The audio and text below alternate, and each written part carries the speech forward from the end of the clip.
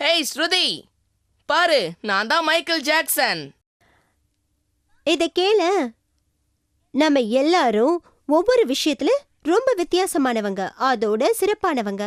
நம்ம யாரும் மத்தவங்கள மாதிரி நடிக்க அவசியம் இல்ல. அப்படின்னா நான் அவரை மாதிரி டான்ஸ் ஆட முடியாதா? நான் அப்படி சொல்ல வரல. நீ விரும்புற ஒருத்தர் மாதிரி உன்னால ஆக முடியலனா நீ அதுக்காக வருத்தப்படக்கூடாது, புரிஞ்சுதா? நீ மத்தவங்கள மாதிரி இருக்கவோ நடிக்கவோ ஆரம்பிச்சா அதுல பல பிரச்சனைகள் ஆரம்பிக்கும். அதை தவிர்க்கிறதுக்கு நீயாதான் இருக்கணும், அதுதான் நல்லது. முயற்சி பண்றேன். இப்ப பாரு, நான் என்ன மாதிரி டான்ஸ் ஆடுறேன். எப்படி, சூப்பர் ஆடுறேனா? அதுதான் சரி. இல்லனா நீயும் இந்த குள்ளநரி மாதிரி பிரச்சனையில மாட்டிக்குவ. மாறுபட்டிருத்தல். காட்டில் ஒரு நாள் நல்ல பசியுடன் குள்ளநரி ஒண்ணு உணவை தேடி சுத்திக்கிட்டு இருந்தது. காட்டுல நடந்து போய்கிட்டே இருக்கும்போது பக்கத்துல இருந்த ஒரு கிராமத்துக்கு வந்து சேர்ந்தது. அப்ப கொஞ்சம் இருட்டா இருந்ததால நரி ஊருக்குள்ள நடந்து போச்சு.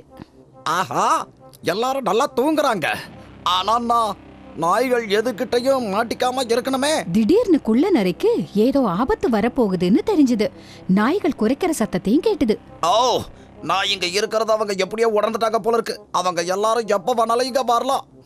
அவங்க இங்க வரத்துக்குள்ள நான் இங்க இருந்து எப்படியாவது தப்பிச்சு போயிடணும். ஆமா, எங்க ஓடுறது?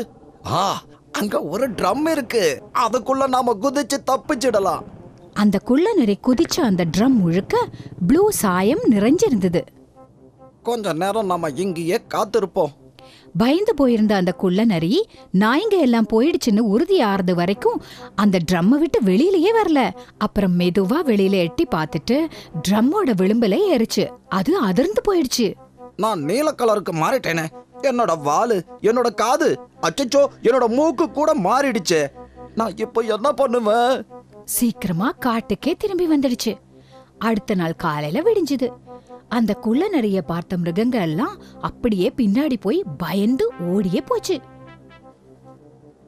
ஆஹா, அவங்க என்ன பார்த்து பயந்து ஓடுறாங்க. நான் இத சரியா பயன்படுத்திக்கணும்னு நினைக்கிறேன். மிருகங்களா, ஏன் ஓடுறீங்க? கொஞ்சம் நில்லுங்க. எல்லாரும் திரும்பி வாங்க, நான் சொல்றத கேளுங்க. விலங்குகள் தயங்கி தயங்கி அங்க வந்தாங்க. நான் இப்போ உங்களுக்கு ஒரு முக்கியமான விஷயத்த சொல்ல போறேன், கவனமா கேளுங்க. விலங்குகள்லாம் குள்ளநரி கிட்ட வந்து கூடி நின்னாங்க. நீங்க யாரும் என்னோட தோற்றத்தையோ என்னோட உருவத்தையோ பார்த்து பயப்பட வேண்டாம். உங்க எல்லாருக்கும் நான் முழு பாதுகாப்பு தருவேன். கடவுள் தான் என்ன உங்களுக்கு ராஜாவா அனுப்பியிருக்காரு. நான் அவரோட புதுமையான படைப்பு. அரசி, நீங்க எங்களுக்கு ராஜாவா இருக்கிறதுல எங்களுக்கு மகிழ்ச்சி. நீங்க இருக்கணுங்கிறத நாங்க எல்லாரும் விரும்புறோம். நீங்க இங்க வந்ததுக்கு கடவுளுக்கு தான் நன்றி சொல்லணும்.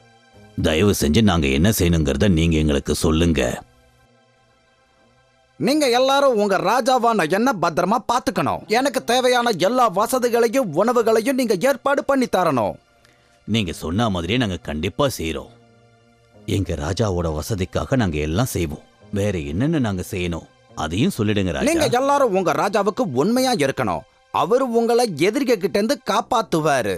இது கடவுளுடைய உத்தரவு. அந்த நிமிடத்திலிருந்து எல்லா மிருகங்களும் அவங்களோட ராஜாவை நல்லா கவனிச்சுக்க ஆரம்பிச்சாங்க. குள்ளநரி ராஜா வாழ்க்கையை நல்லா அனுபவிச்சது. ஒவ்வொரு நாளும் மிருகங்கள் அவங்களோட பிரச்சனைகளோட வந்து ராஜாவை சந்திச்சது. ஒரு நாள் அரச வேலை ராஜா இருக்கும்போது, ஆமா, வெளியில அங்க என்ன சத்தம்? இந்த சத்தத்தை நான் எங்கேயோ கேட்டிருக்கேனே. எங்க ஆளுங்க தான். அதுக்கு ஒரே குஷி ஆயிடுச்சு. சந்தோஷத்துல கண்ணுல தண்ணி வந்துடுச்சு. சாதாரண குள்ளநரியா தன்னோட நினைவுகள்ல அது மூழ்கி போயிடுச்சு.